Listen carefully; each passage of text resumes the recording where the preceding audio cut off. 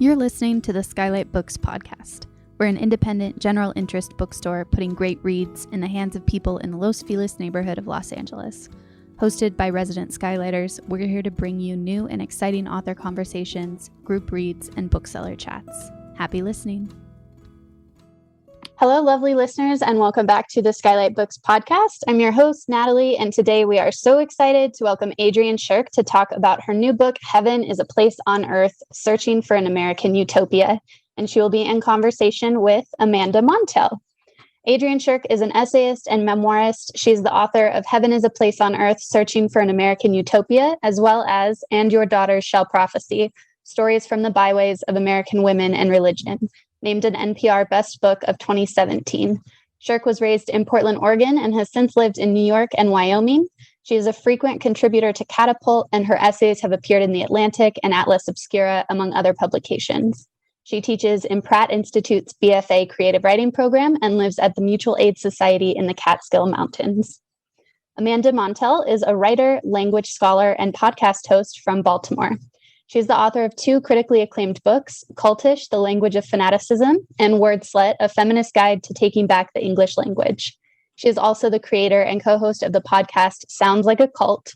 Amanda's books have earned praise from the New York Times, the Washington Post, The Atlantic, Kirkus Reviews, and more. And Amanda is currently developing Wordslut for television with FX Studios. Cultish became an indie bestseller, was named one of the best books of 2021 by NPR and other outlets, and was a Goodreads Choice Awards top 5 finalist. Amanda's writing has appeared in Marie Claire, Cosmopolitan, Teen Vogue, Refinery 29, The Rumpus, and others. She holds a degree in linguistics from NYU and lives in Los Angeles with her partner, plants, and pets. Thank you both so much for being here. Thank you. I'm going to go ahead and just share a little bit from the very first chapter of Heaven is a Place on Earth, and it's from a section called Utopia Notes.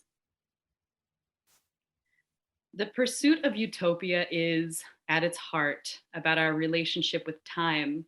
Utopians sit around dreaming about the beginning and the end as a way to decide what to build in the present. What kind of human community will heal the scars of the past and ensure a brighter future? Which systems or relationships do we wish would last forever, but will only ever be temporary? What will the end be like? And is there an end? And should we make it look like what we imagine the Edenic beginning looked like, if ever there was one? There are other factors, of course, to each her own utopia. But when the particulars are wiped away, the common questions are always temporal. Book writing is similar. When I started working on this book, I was 29 years old, and by the time I finish, I will be 32, a 3-year period where my own responses to these basically rhetorical questions would at once be fulfilled and rendered obsolete by the end of the process, which, like all books, and all utopias for that matter, has no real end. Before I was conscious of this being a book, I had been aware for some time that I was writing about American utopian communities. I had been reading, watching YouTube videos, visiting communes, staring at my smudgy laptop, lost in my own personal utopian yearnings. I was writing a lot, reams of things that I referred to, even in the privacy of my own mind, as just notes. And I had finally amassed something like 120 individual Word files, titled things like Utopia, Nashville, Utopia, Bruderhof, Utopia, Woman House, etc. Each of these files contained floating narratives, orphaned thoughts, direct experiences, embarrassing disclosures, desperate prayers, voyeuristic observations, rants, passages from books, stolen photos, copy and pasted emails. I watched as the files piled up. I kept thinking that any day now a shape would start to coalesce. I kept waiting for the notes to build toward the kind of legibility that I so admired in other books about utopianism. But instead, I just kept on with the notes. Utopia, Caliban and the Witch, Utopia, North American Phalanx, Utopia, Soul City, on and on. A friend of mine finally suggested that I just print out all the writing and look at it. So I did. And that was when I was 29. I was sitting at my desk over the hot stack of freshly printed writing. And suddenly I thought, shit, this is my book. All of this stuff, all of these little things that I just kept thinking were the precursor or the thing that was eventually going to make way for the real book, in fact, was the book. This was all I had to work with, and it was what I had had the whole time. It was a powerful moment, but its power lasted only as long as I could stay out of its way, which was not very long at all. By that point, there were 150 pages of words which had been doing their own thing for years, creating a form, synthesizing information, telling a story without my own purpose or plan to guide the way. And yet I failed to heed its inner logic, this interior intelligence of the writing. And instead, now that I had printed it out and had really started working on the book, I thought, excellent. Now I can discipline this writing into what it's supposed to be, a playful but straightforward social history of American utopian experiments.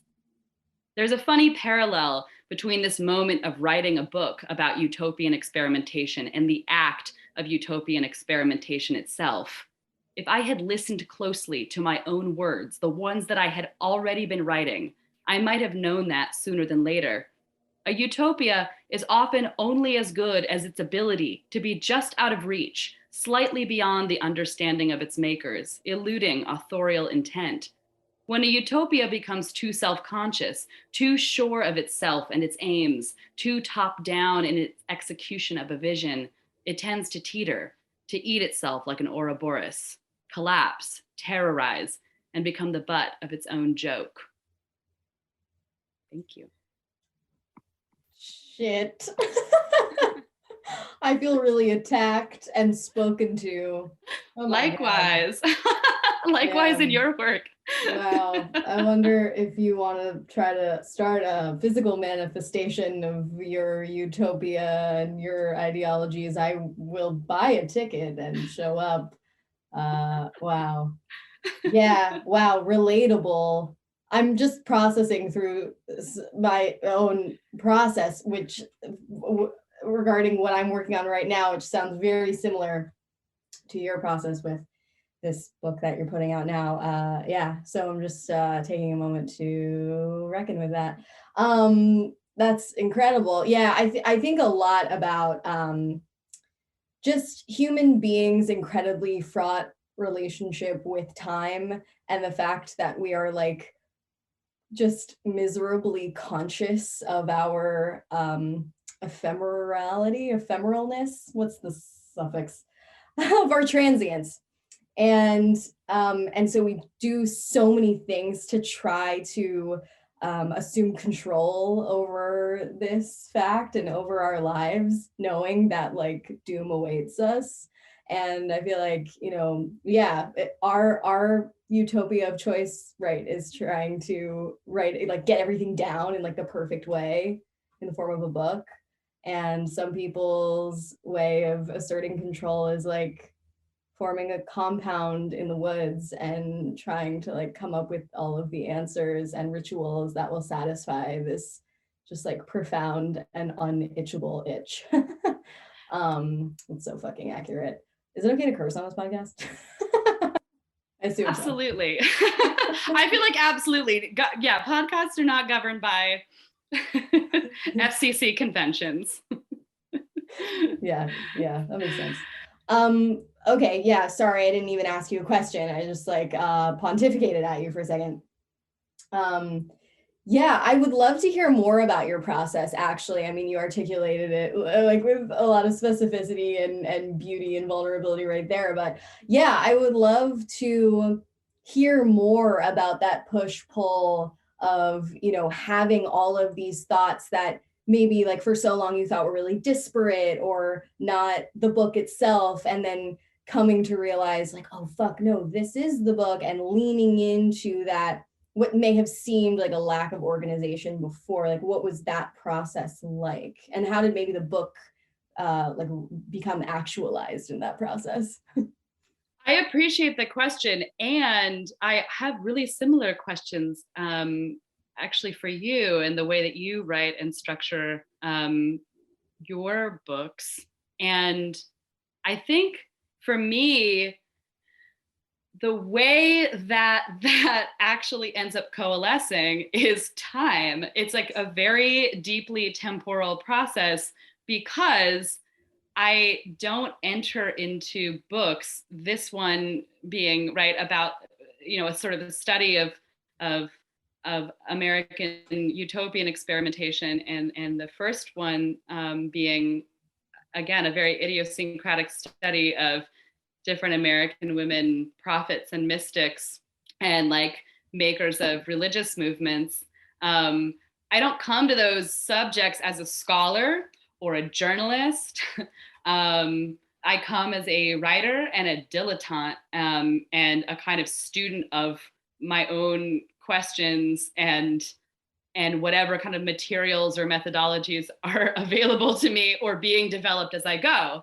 And so, I don't ever have the experience of really feeling like I know exactly, what it is I want to say, or even what it is I want to find out. It really forms from a sort of obsessive attention or interest in something, and letting that obsession peel out over time.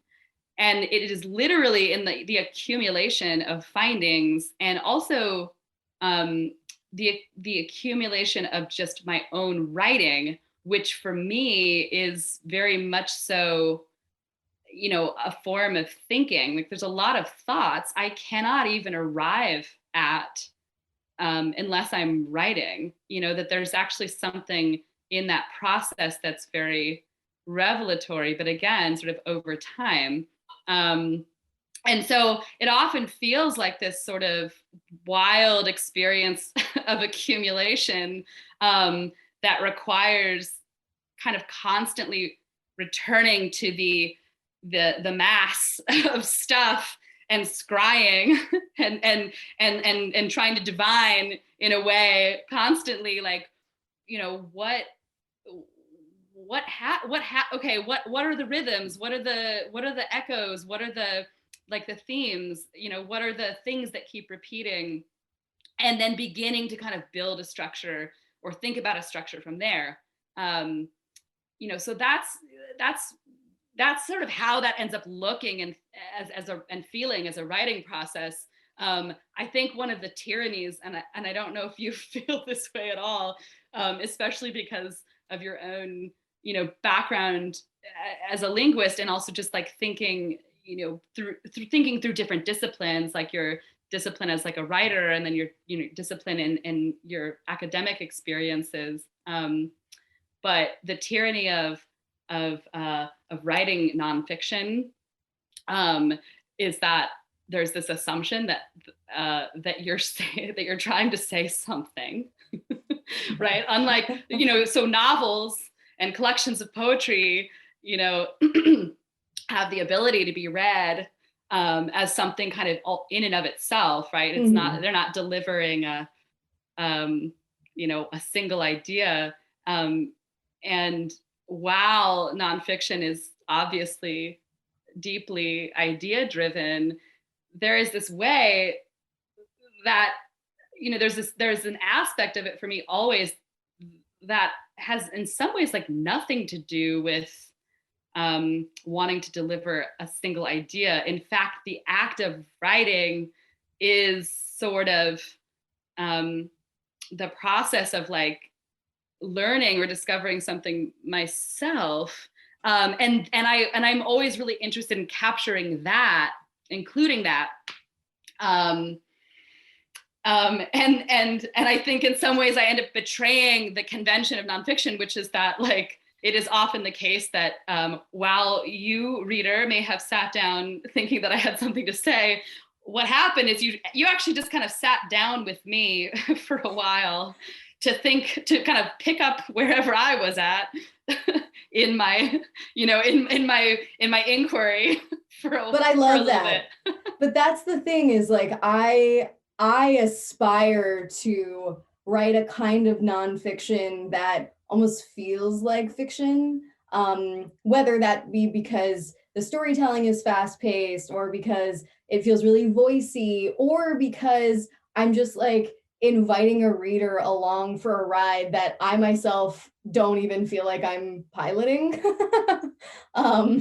which sounds mystical, ironically. But yeah, I mean, I feel with my first two books, I felt in part comfortably guided and in part uncomfortably imprisoned by a very like precise thesis that I had to communicate. Like I start with a thesis, and this is like advice that I give to, you know, up and coming nonfiction writers or nonfiction writers who like want to sell a commercial book, or who just want to like optimize their writing for like, I don't know, for a general audience. Like people, exactly, they like want to really like learn something, and they want like a high concept thesis and actionable takeaways. And I get that. Like I want that too.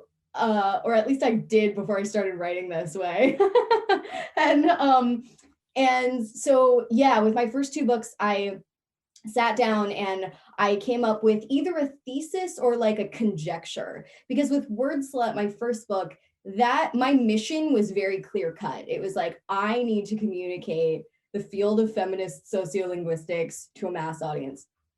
Tiny little low stakes task there. But like, I was like, okay, these ideas are like kind of already here, and I'm putting my spin on them, and I'm curating them, and I'm applying them in ways that an academic wouldn't. And then with Cultish, my sort of like theory was, ooh, like language has to be kind of like the ultimate power tool for a cult leader. And I'm not just talking about like Jim Jones and Marshall Applewhite type cult leaders. I'm talking about like the quote unquote cult leaders that we're all influenced by every day, like our soul cycle instructors and our social media gurus and the and our MLM and our MLM heads. Yeah, Huns or whatever, boss babes. And so I was like, I don't know how that happens, but my guess is that because like language is the medium with which we construct our reality, like it must be true. And this type of like cult language must show up in places we might not otherwise think to look. So I had like a mission, but two books in, I'm like sick of that, because the truth is that like I always wanted to be this type of writer who's driven by their curiosity. And I never intended to like be a linguist or even be a journalist, because in college, like I studied linguistics, but I kind of thought that was just going to be like this fun, silly, nerdy thing that I did. I'm glad that I was able to incorporate it into my writing, but I think my like soul wants to do more what you just described, and my soul wants to read that type of nonfiction too, that's really sort of like almost genre bending, and that's the type of thing that I'm working on now. Can you tell me a little bit about sure. the book that you're working on that you just recently sold? Sure, yeah. This one's essays. This one's called The Age of Magical Overthinking, Notes on Modern Irrationality.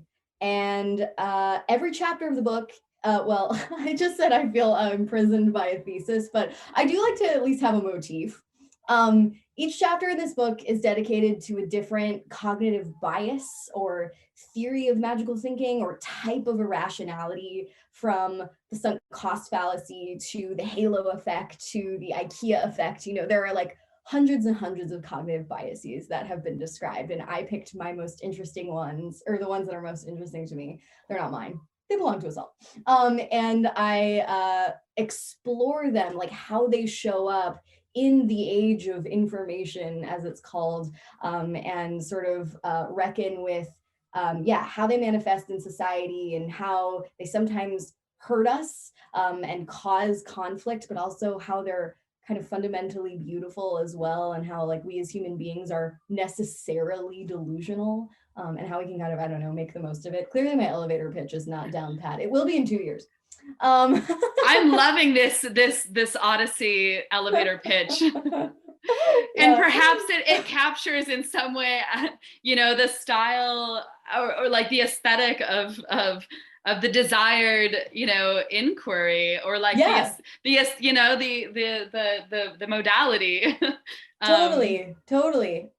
Yeah, it's like, sometimes, or at least in my experience, like you set out to write something that has a very like definitive elevator pitch, although it's always harder than it sounds to come up with the elevator pitch, or like the flat copy or whatever. And then sometimes you're just like, I don't fucking know. I just feel very curious about this kind of thing. And so I find myself, taking a million iPhone notes, and I don't really know, but like talk to me in 2 years because I swear it'll be something. Totally. No, I relate. And I'm very excited about this particular project, and it's multivalent.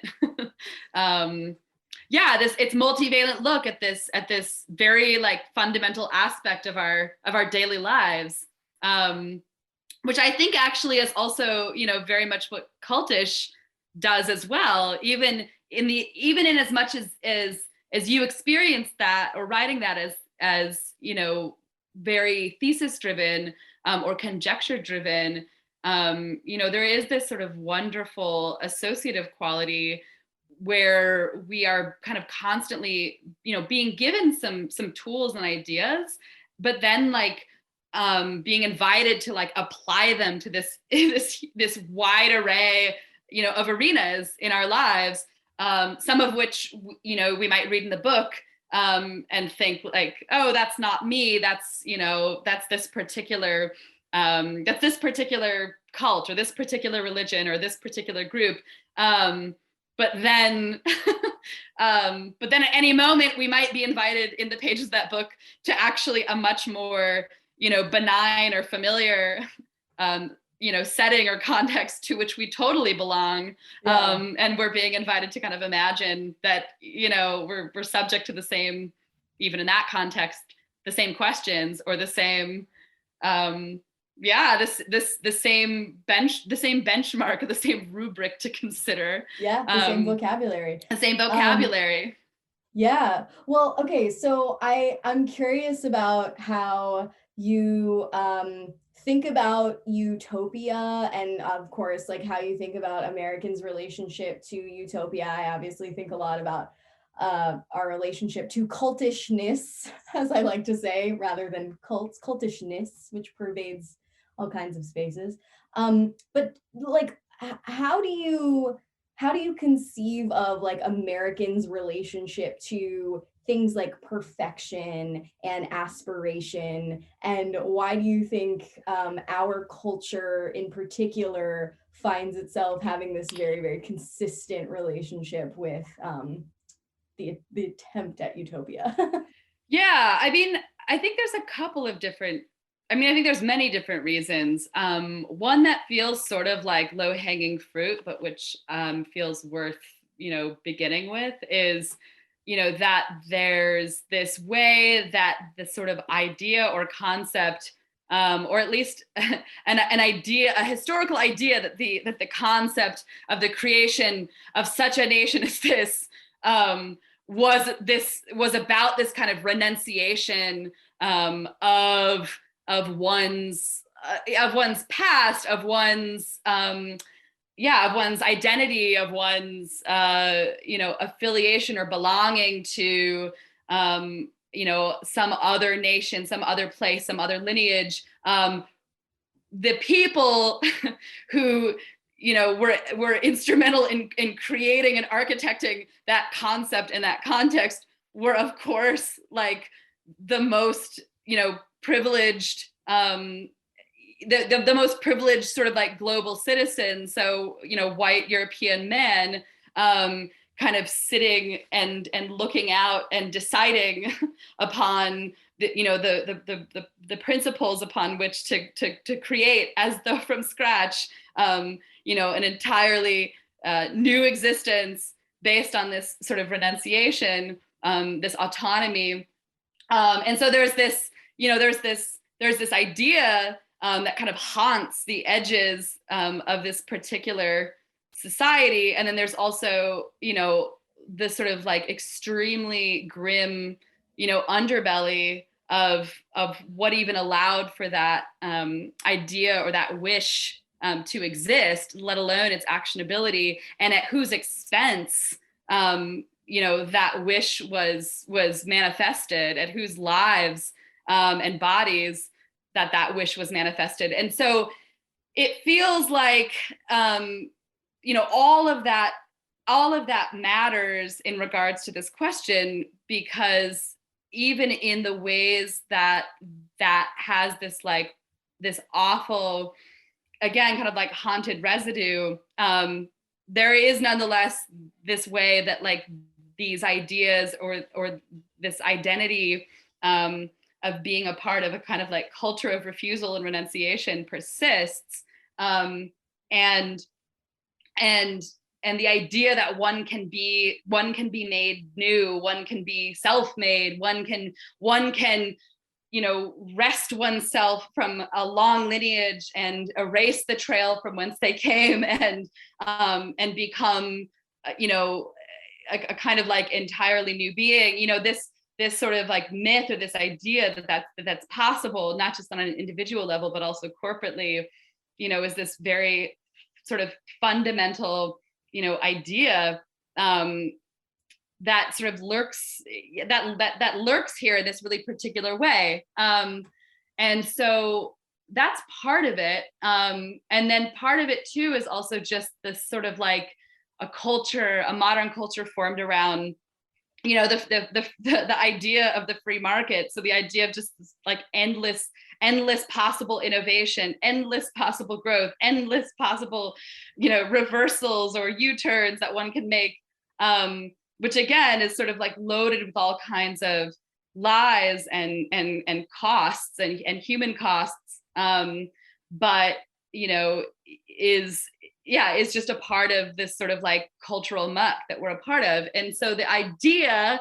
that one could possibly, and is perhaps poised constantly to be able to recreate the world in which they live, recreate a kind of like new society, a new culture, a new framework, is this very like living idea. And so it's not as though utopian experimentation is in any way an exclusive US American byproduct, but it is this really, and has been this really like focused laboratory for that kind of thinking, partly because of this like very freaky and very particular ground upon which this like haunted nation emerged, and I think too, this sort of this like very potential lethal optimism that feels very deeply US American to me, which I think is an outcropping of the things I was talking about before. Something about this sort of culture of this particular kind of culture of hope or optimism or progress, this particular relationship to capitalism, which is this sort of like engine or this backdrop of ideas of progress or hope or improvement. That's also like a really powerful element to the way that sort of utopian experimentation or ideas play out in this country. It is not only lethal, the optimism, the hope, it has many permutations, but it has this, but I guess I lead with that, this idea of the lethal optimism because it calls all of the activities, everything that's ever happened here, and even every every desire to kind of counter the ills that happened here, it calls all those motives into question. But that feels like a really important feature or a really important context for the American orientation toward utopia. Definitely. Yeah. One of the most humbling lessons I learned early on in my research for Cultish was that the quote unquote type of person who finds themselves 12 years into Scientology, or, I don't know, strung up in a mansion somewhere, like worshiping a shaved head guy in a robe or whatever it may be, is not desperation or intellectual deficiency or being particularly downtrodden. It's really this overabundance of idealism that is so intrinsic to the American spirit, the American dream.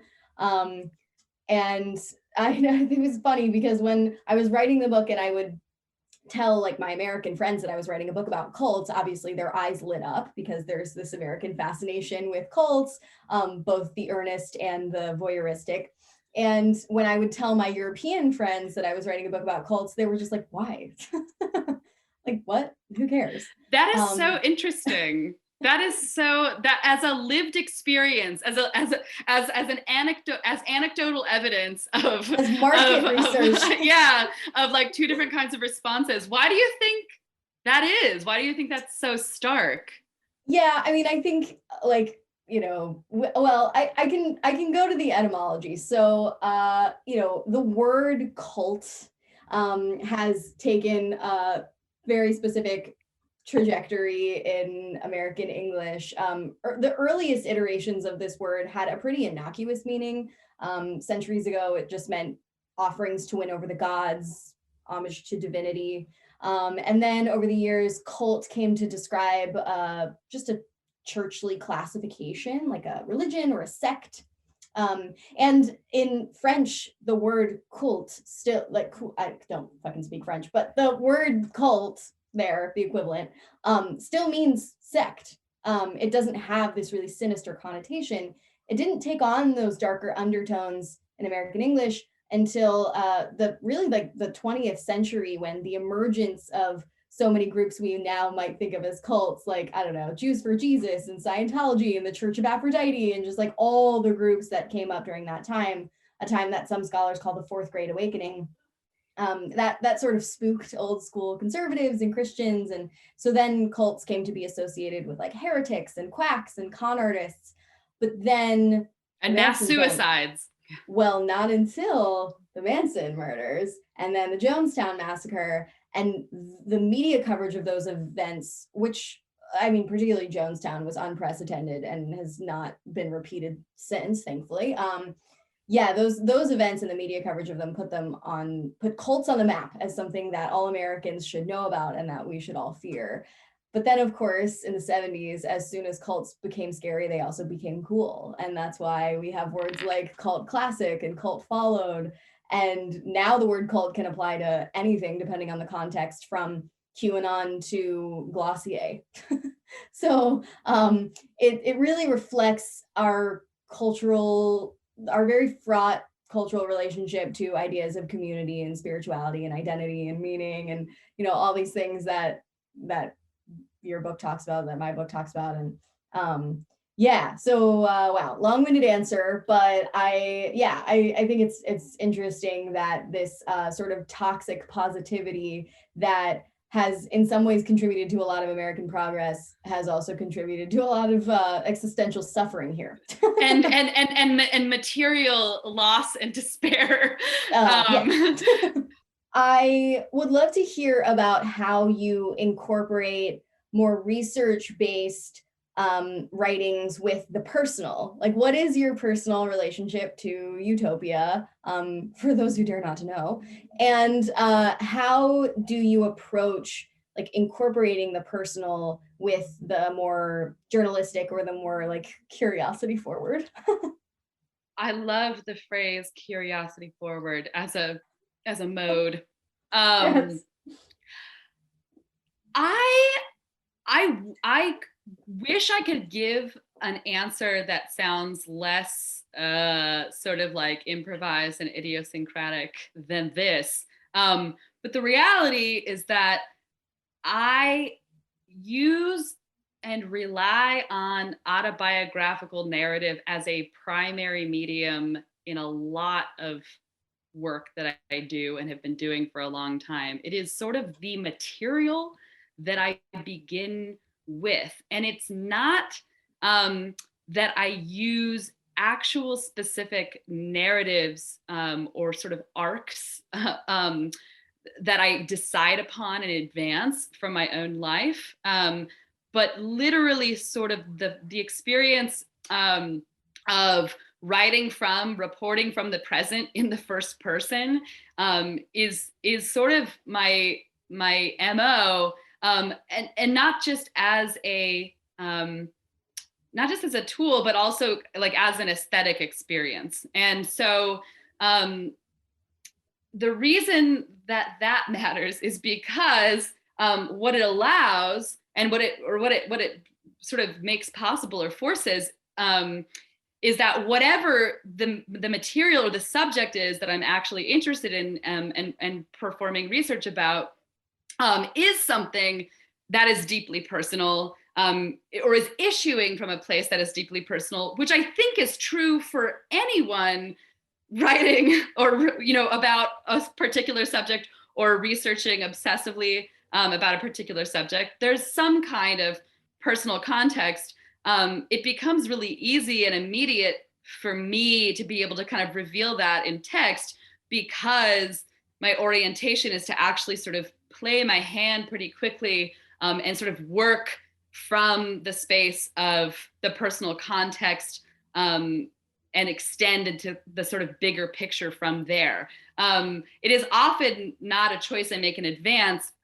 For instance, like, is it appropriate for me to use or make use of the autobiographical in relationship to this particular subject? It's like, yes or no, doesn't really matter because I'm going to anyway. That's just how we're going to do it.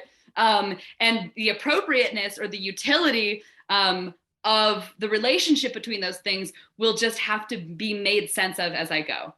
Mm-hmm. And so when I think about this book, I think when I look back at like my whole body of work beyond this moment, there's a lot of questions that are really consistent, which is that like I've been interested in the way that people create worlds and sort of world build in ways that issue from sort of like religious beliefs or political convictions for a long time.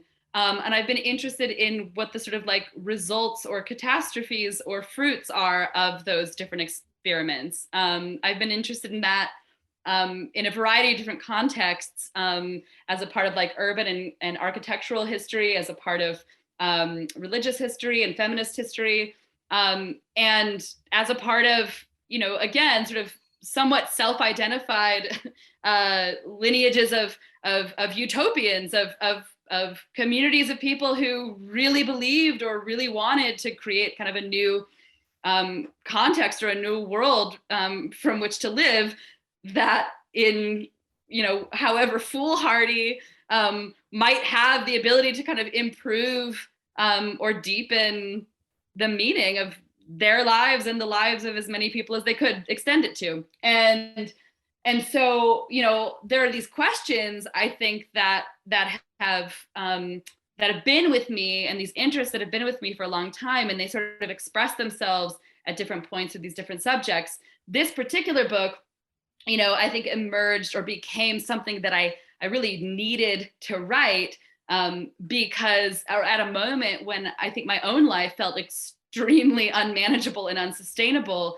And so I had all this material and all this interest, but at a certain point I was like, I actually just also need a practical outlet to actually take some notes about how people have managed to create or failed to create, made attempts to sort of world build outside of or through the various like social and fiscal precarities of capitalism. Like, I actually just need some really concrete evidence to sort of distract me as I try to figure out how to survive in my own life.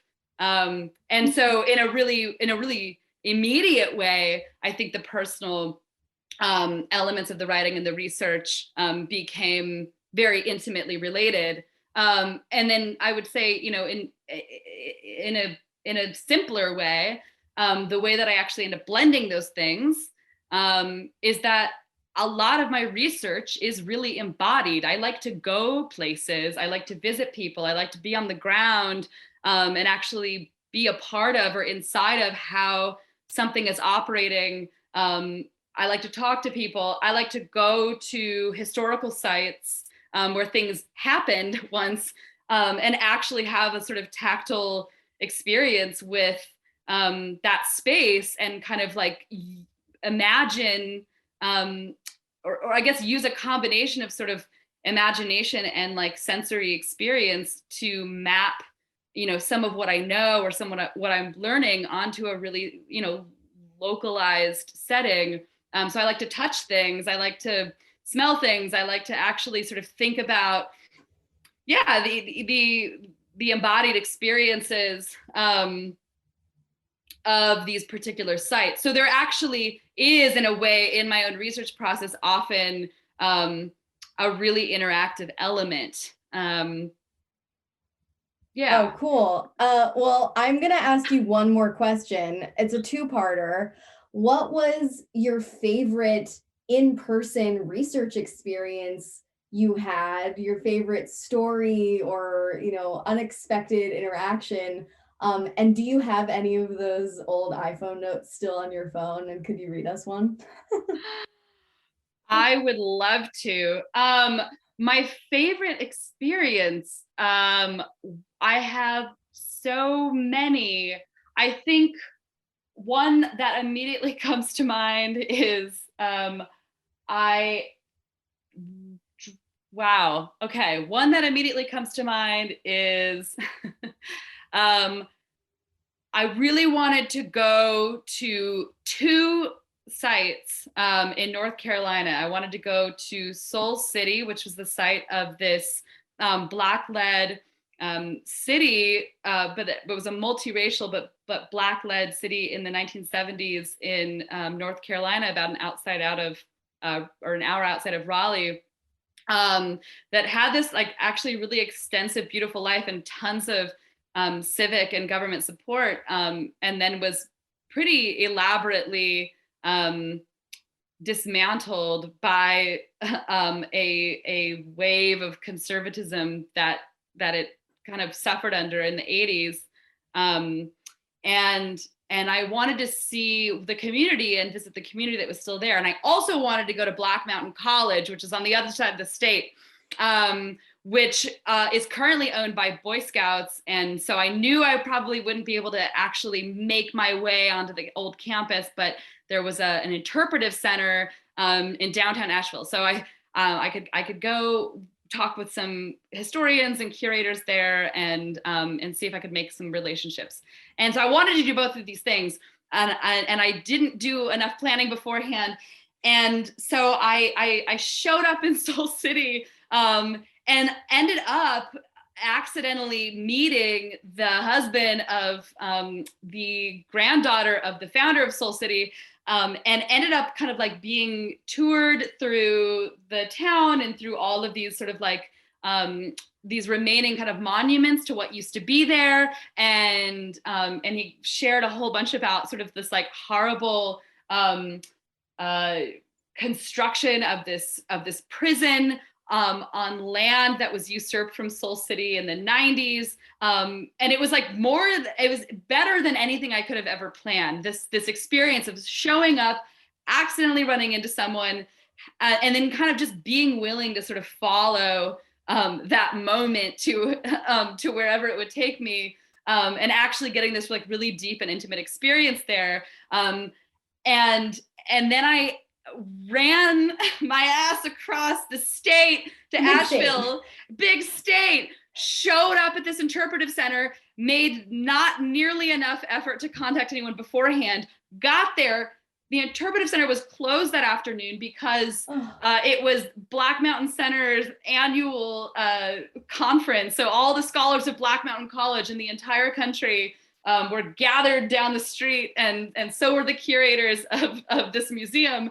But this woman was still in there, and she saw me looking in the window, and she let me in, and we had this whole like deep experience, and I got this like really intimate experience of the museum and the collections. And then she said, because it's the annual conference, which I didn't know about, she's like, every single expert and expert scholar on this amazing, like radical experimental college that existed in the mountains in the outside of Asheville from the 1930s to the 1950s is in town this weekend, and we're all gonna go over to the old campus tomorrow. We have access. So she was like, show up at 9. So then the next day at 9, I got to hang out with every single person in the United States who's like obsessed with Black Mountain College. And I got taken to the old campus and got access to the old studio building where like the original geodesic dome was built, and had all of this amazing knowledge and information, and like personal tours through campus.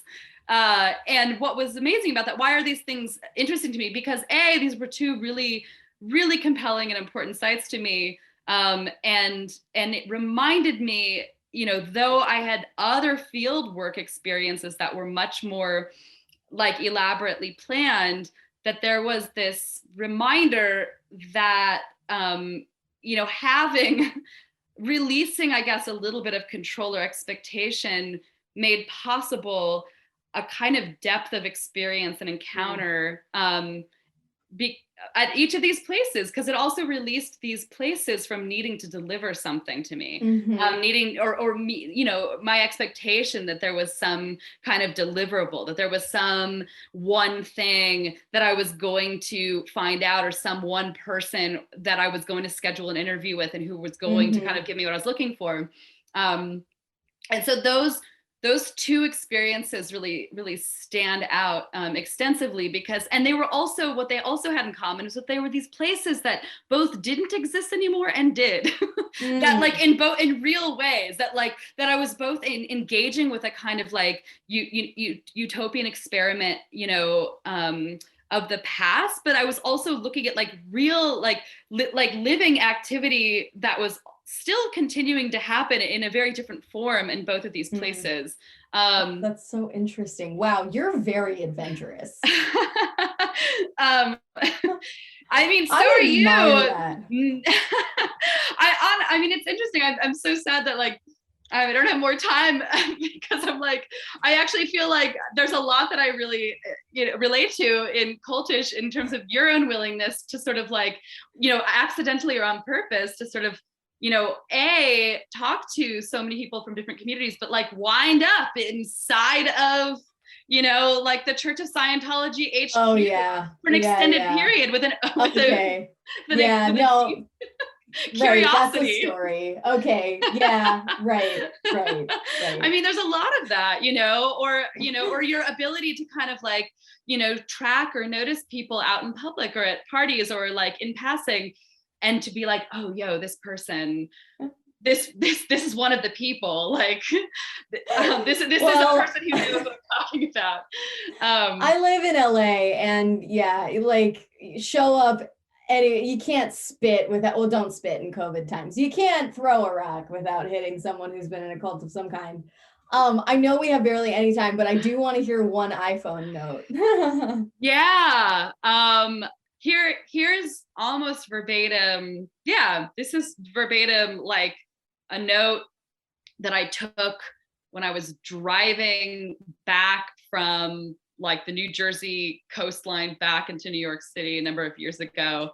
And I was just reporting from the present in the first person to myself. Lena and I drive for a long time around the swampy marshland, past farmhouses, McMansions, lion statues, half moon driveways. Finally, we're out. We're on this road. It's called Phalanx. And I keep telling her I think we're near an old utopian colony, but I can't see it. All I can see is a dog and a bunch of trees and a bunch of SUVs. And then lost in the grass is a little blue sign, North American Phalanx, site of the 1844 Cooperative Agricultural Community, founded by Albert Brisbane and modeled after the philosophy of French socialist Charles Fourier. This communal experiment was a success until it was destroyed by a fire in 1854. Was a success? What does a success mean? How do they know, the maker of this sign? That's awesome. And I love how you read it as if you were reading kind of like illegible handwriting, but it was just an iPhone note. You're like, what was I trying to say? No, that is incredible. A very, very vivid iPhone note as far as iPhone notes go. Thank you for sharing that with us. That was really put you on the spot there. My pleasure. No, it was a wonderful invitation. It was a beautiful demand. And I also just want to say something that I really appreciate about getting to be in conversation with you, Amanda, in particular, about or coming from this place of utopian experimentation and sort of like analysis of cults and I guess something that I really feel a fellow traveler kindred with you about is the way that you seem very interested, and I think explicitly are, in sort of freeing the word cult from being kind of an evaluative term as something that means something bad, but as like letting it become like a descriptive term. And that in letting it become a descriptive term, it's from that place that we are actually able to analyze like what may or may not be, what may be good and what may be bad. But because that's no doubt there are extremely dangerous and exploitative socio-spiritual groups, but the word cult is not enough to be able to determine what those are. So we're both on a quest to, I think, defend cult's good name. Cult's good, and or at least like free, free. For me, I think like the word utopia, at least free it into a descriptive term rather than an evaluative term. Right. Not something that means good or bad, and not something that means not something that means like stupid or idiotic or specifically the Shakers. But a or term like super fringe or super fringe, right? Super impossible, super out there, super pie in the sky. But the sort of like desire to bring the word cult or the word utopia into to allow it to be a descriptive category that we then all get to use to test out our various associations and the quality of our various belongings to different communities. So I really appreciate that. Likewise. Thank you both for such a engaging conversation. It's the kind of conversation I could live inside of, because it's never ending and it's always branching out into different places in the best way. And you both approached it in such an engaging way too. It was such a pleasure to listen to, and I can't wait for all of our listeners to get to hear it too. For all of our listeners, our guests today were Adrian Shirk and Amanda Montell. And if you are local, you can stop by the store to grab Adrian's new book, Heaven is a Place on Earth, Searching for an American Utopia. And if you are not local, you can always shop online 24/7 at skylightbooks.com. Thank you both so much for being here. Thank you both so much. Thank you, Amanda. It was wonderful. It was an honor to meet you. Thank you for listening to the Skylight Books podcast series. Please don't forget to visit our website at skylightbooks.com and make sure to follow us on Twitter and Instagram. Also, don't forget to subscribe to this podcast for more author talks and bookseller conversations. You can find us on Podbean, iTunes, and Spotify. Stay safe and healthy, and we hope to see you back in our store soon.